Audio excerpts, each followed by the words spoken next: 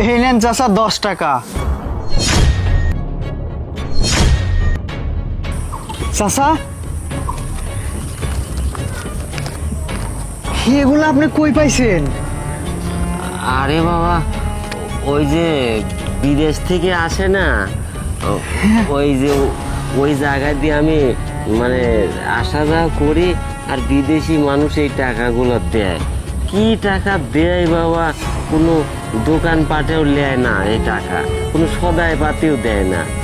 ও আচ্ছা আচ্ছা, এগুলা দোকানদাররা নেয় না না চাচা? না না, হিসাব করা যায় একটা টাকার মূল্য কত?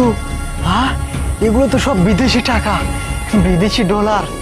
এই দুইটা যদি ভাঙানো যায়, এটা ভাঙলে তো 5,000 হবে।